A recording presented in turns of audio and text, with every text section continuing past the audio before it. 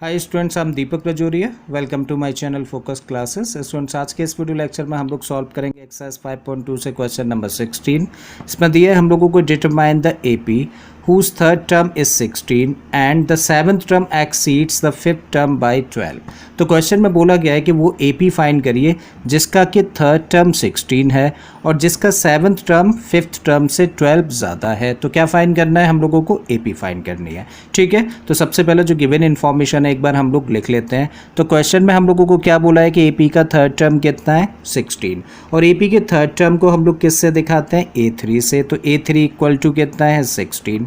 फिर उसके बाद में बोला है कि एपी का सेवन्थ टर्म एपी के फिफ्थ टर्म से कितना ज़्यादा है, 12 ज़्यादा है। और एपी का सेवन्थ टर्म का मतलब होता है A7 और एपी का फिफ्थ टर्म का मतलब होता है A5।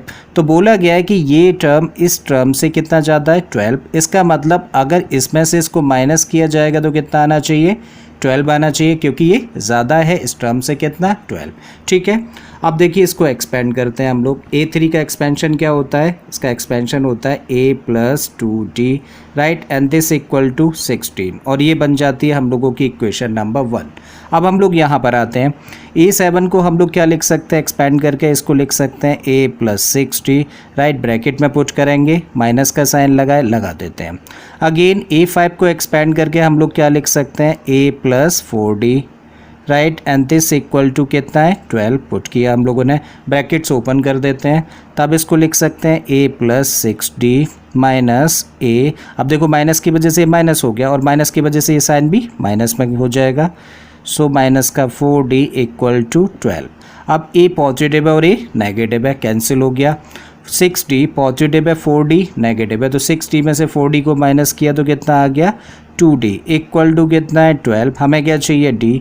तो D इक्वल टू 2 को ट्रांसपोज कर दें तो डिवाइड में जाएगा, कैंसिल आउट कर दें, 6 टाइम्स डिवाइड हो जाएगा। तो D की वैल्यू हम लोगों ने यहाँ से निकाली कितनी, 6। ठीक है, अब इस D की वैल्यू को हम लोग इक्वेशन नंबर 1 में पुट कर देते हैं। तो इसी इक्वेशन को हम लोग D की वैल्यू रख के क्या लिख सकते हैं, इसको लिखा जा सकता है A + 2D है ना, तो D के प्लेस पे हम लोगों ने रखा 6 एंड दिस इक्वल टू 16।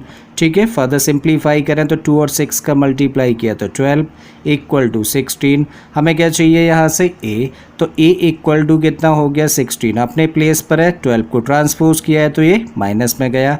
तो A इक्वल टू 16 में से 12 माइनस किया तो कितना आ गया, 4। इसका मतलब इस AP का फर्स्ट टर्म तो कितना है, 4, और इस AP का कॉमन डिफरेंस है 16, और हम लोगों को निकालना क्या है, AP फाइंड करनी है। ठीक है, राइट, सो देयरफॉर कह सकते हैं AP। तो AP क्या होगी, देखो AP अगर हम लोगों का फर्स्ट टर्म A है, कॉमन डिफरेंस D होता है, तो AP क्या होती है, AP का फर्स्ट टर्म तो हो गया A, सेकंड टर्म होता है AP का A + D, थर्ड टर्म होता है A + 2D, राइट, और इसी तरीके से बहुत सारे टर्म्स आगे होंगे, करेक्ट। अब हम लोग A की वैल्यू जानते हैं, D की वैल्यू जानते हैं, पुट कर देते हैं। देयरफॉर इसी चीज़ को हम लोग लिख सकते हैं, A के प्लेस पे A की वैल्यू रखें 4।